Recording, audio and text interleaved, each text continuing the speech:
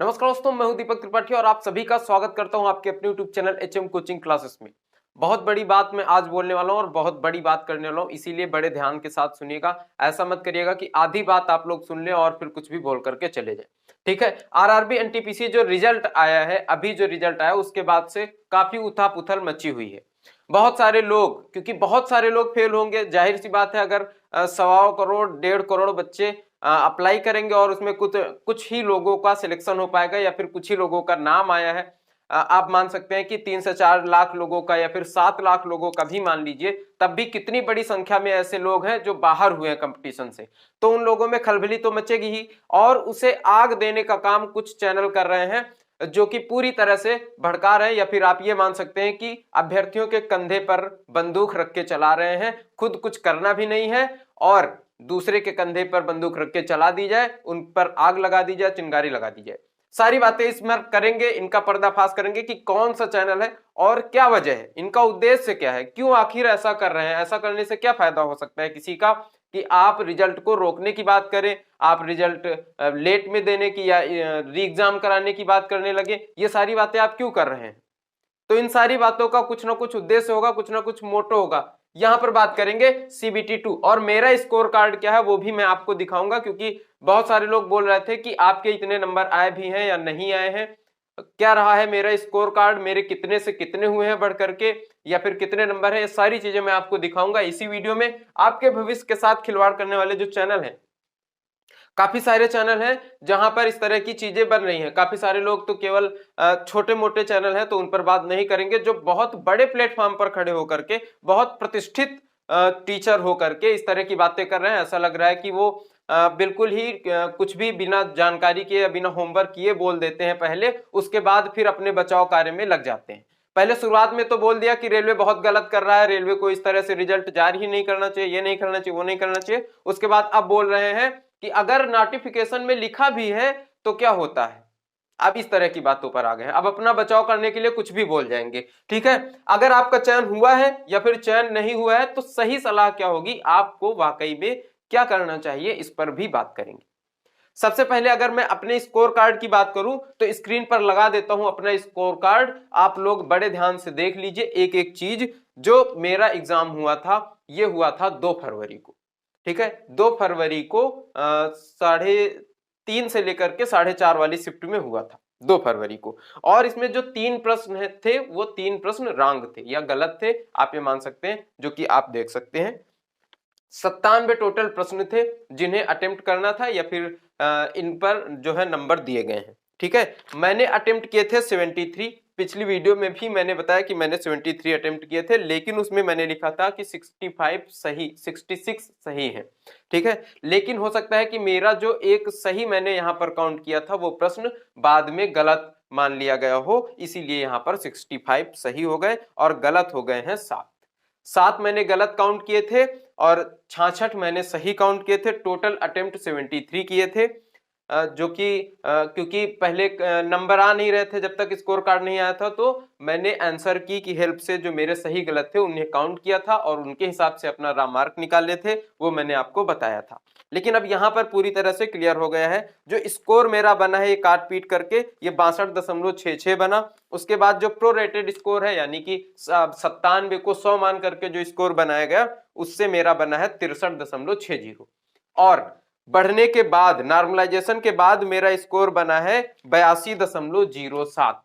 82.07 score बना है और मेरा लेवल 2, क्योंकि अंडर ग्रेजुएट था, मेरा लेवल 2 और लेवल 3 में चयन हुआ है ईडब्ल्यूएस कैटेगरी से। यह भी मैं आप लोगों को बता दूं, मेरी जो कैटेगरी है वो है ईडब्ल्यूएस। ठीक है, ऐसा नहीं है कि अनरिजर्व कैटेगरी से मेरा चयन हुआ है। आप देख सकते हैं कि यस लिखा है शॉर्ट लिस्टेड फॉर सीबीटी 2 के लिए। ठीक है, तो ईडब्ल्यूएस कैटेगरी से मेरा चयन हुआ है इस जोन में। ठीक है, आरआरबी बेंगलोर से। अब यहां पर मेरा स्कोर कार्ड आप लोगों ने देख लिया है। ठीक है, तो अब आई थिंक आपको ये डाउट नहीं होगा कि मेरे नंबर बढ़े हैं, कितने बढ़े, कितने क्या हुए, जो भी आप लोग प्रश्न चिन्ह उठा रहे थे पूरी तरह से संतुष्ट हो गए होंगे। ठीक है, अब बात करते हैं कि आपके भविष्य के साथ बहुत सारे चैनल हैं। जो छोटे चैनल हैं उन पर कोई बात नहीं करते हैं, क्योंकि छोटे चैनल कुछ भी कर सकते हैं, स्वतंत्र हैं, क्योंकि अभी वो एक बहुत बड़े लेवल पर नहीं पहुंचे हैं। तो बहुत सारे लोग उनकी बातों पर विश्वास नहीं करेंगे। लेकिन अगर आप एक प्रतिष्ठित चैनल हैं या फिर प्रतिष्ठित टीचर हैं और बहुत सारे बच्चे आपका अनुसरण करते हैं या फिर आपकी बात को बेझिझक मान लेते हैं और फिर आप आकर के उल्टी सीधी बातें करते हैं, उल्टी सीधी हरकतें करते हैं, तो ये बिल्कुल भी सही नहीं है, बहुत गलत बात है।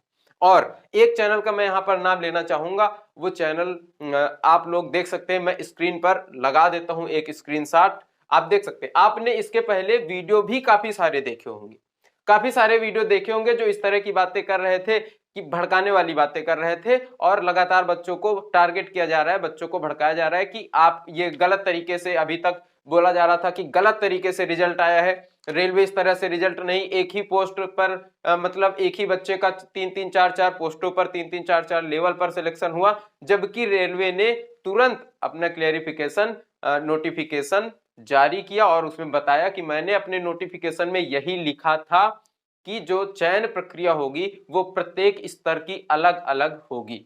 ठीक है, जब इस तरह से क्लेरिफिकेशन आ जाता है तो आप देख सकते हैं, स्क्रीनशॉट मैंने यहां पर लगा दिया है कि किस तरह से अब भड़काया जा रहा है बच्चों को, और जो बंदूक है वो अभ्यर्थियों के कंधे पर ही रखी गई है। देखिए किस तरह से बोला जा रहा है, आप लोग भी पढ़ सकते हैं। जो लोग नोटिफिकेशन कर रहे हैं उन्हें बता देना चाहता हूं कि नोटिफिकेशन में शेड्यूल्ड एग्जाम डेट जुलाई 2019 में एग्जाम हो जाना था, तो नोटिफिकेशन के हिसाब से एग्जाम भी 2019 में ही होनी चाहिए थी, परंतु परीक्षा 2021 में समाप्त हुई।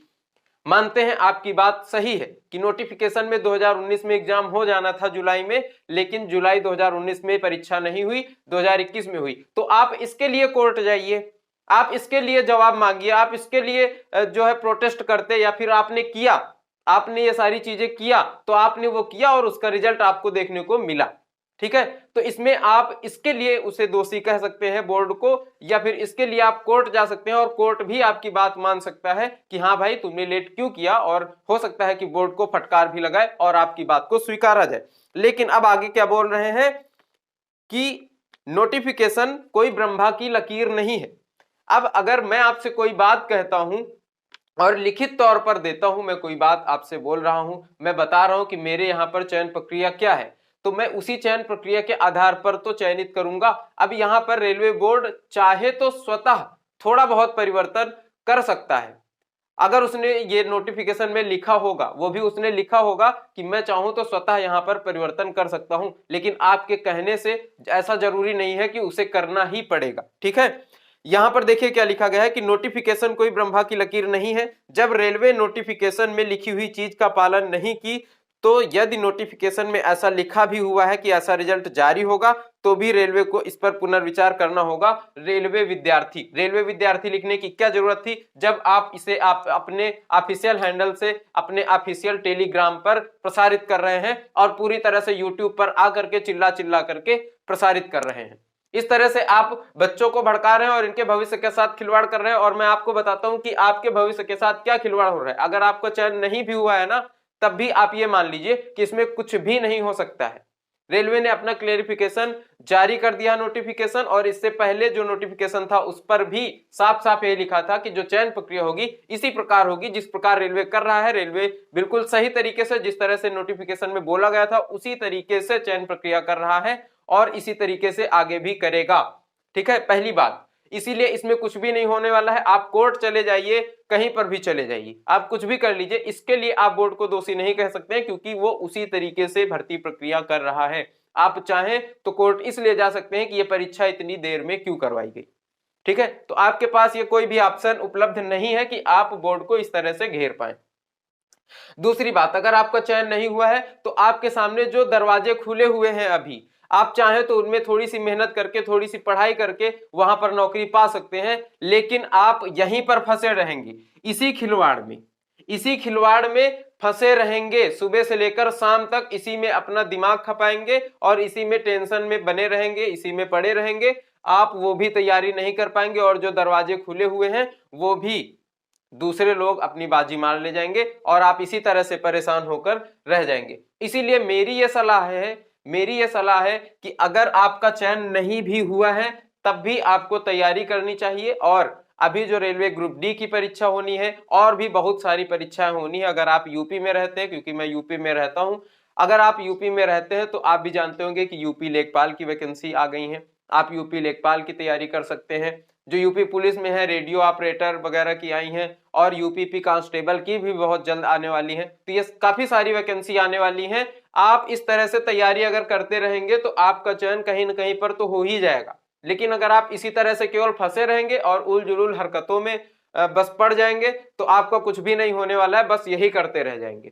ठीक है, ये सब जरूरी होता है, लेकिन एक समय के लिए जरूरी होता है, कुछ टाइम के लिए जरूरी होता है। इनका ये करने का एक उद्देश्य है, उसे भी समझना चाहिए आपको। अगर आपका चयन हुआ है तब भी आपको तैयारी करनी चाहिए सीबीटी 2, और सीबीटी 2 के लिए पूरी जान लगा देनी चाहिए। सीबीटी 2 के लिए अभी से पूरी जान लगाइए। इन सब चीजों में मत उलझिए कि क्या होगा, पेपर रद्द हो जाएगा, कैंसिल हो जाएगा, री एग्जाम होगा। ऐसा कुछ भी नहीं होगा। कितना भी कोई उपद्रव मचा ले, कितना भी कोई हाई कोर्ट, सुप्रीम कोर्ट कहीं भी चला जाए, पेपर रद्द नहीं होने वाला है, पेपर कैंसिल नहीं होने वाला है।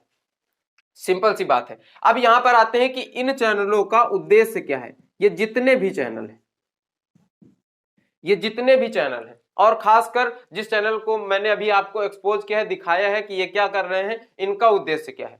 इनका सीधा सिंपल सा उद्देश्य है, जितने बड़े चैनल इस लेवल की बात कर रहे हैं, इस तरह की बातें कर रहे हैं, इनका सीधा सिंपल सा उद्देश्य यही है कि भैया इस तरह की बातें करेंगे, पेपर थोड़ा सा डिले करवाएं, किसी तरह से बच्चे आंदोलन करें, ये करें वो करें, दुनिया भर की बातें कराएंगे, इस तरह के चीजें बनाएंगे। तो पहली चीज तो है कि पॉपुलैरिटी मिलेगी, और ज्यादा पॉपुलर होंगे। क्यों पॉपुलर होंगे ज्यादा? क्योंकि पास होने की अपेक्षा फेल होने वाले अभ्यर्थी बहुत ज्यादा मात्रा में है। ठीक है, अगर ये पास होने वालों का सपोर्ट करेंगे तो इनके पास कम अभ्यर्थी आएंगे, और फिर इनका तो अब सिलेक्शन होना ही है। ठीक है, इसमें काफी सारे लोगों का सिलेक्शन हो जाएगा, कुछ लोग ही बाहर होंगे, तो इनसे बहुत कम लोग जुड़ पाएंगे। और अगर फेल होने वाले लोग इनके साथ जुड़ जाएंगे तो इनकी पॉपुलैरिटी बढ़ जाएगी। दूसरी चीज यहां पर यह है कि अगर एग्जाम डिले करवा ले जाते हैं किसी भी तरीके से आंदोलन करवाकर, प्रोटेस्ट करवा करके, लाठीचार्ज करवा करके बच्चों के ऊपर, अगर ये लोग एग्जाम डिले करवा भी ले जाते हैं तो इनका यह फायदा होगा कि क्योंकि इन लोगों को मेंस के लिए कोई भी बैच लाने का मौका ही नहीं मिला। आप खुद ही देख रहे होंगे कि एनटीपीसी प्री के लिए कितने बैच आए हैं, लगातार कितने बैच आए हैं, कि इस बार इस तरह की लोग, यही सारे लोग कर रहे थे बातें कि बस अगले 2 महीने में एग्जाम होने वाला है, बस अगले 2 महीने में एग्जाम होने वाला है, मेरा 50% डिस्काउंट में कोर्स ले लीजिए, मेरा इतने में कोर्स ले लीजिए। इस तरह से कर करके कितने बार इन लोगों ने कोर्स बेचा होगा, और फिर यही करना चाहते हैं कि मेंस एग्जाम के लिए इन्हें बैच लाने का मौका ही नहीं मिला है। जैसे ही रिजल्ट आया है, अब 14 से 18 फरवरी के बीच में मेंस एग्जाम हो जाएगा। अगर एग्जाम डिले हो जाए तो इनको अपना बैच फिर से एक लॉन्च करने का मौका मिल जाए कि एक बैच की मेरी इतनी फीस है, आप लोग आइए और तैयारी कीजिए। ठीक है, तो इस तरह की चीजें ये लोग करते हैं, इनकी मार्केटिंग स्ट्रेटजी है, इसे आप लोग समझिए, इस पर भ्रमित मत होइए, अपनी तैयारी करिए, अपनी जान लगाइए और पूरी मेहनत के साथ, पूरे शिद्दत के साथ तैयारी करिए।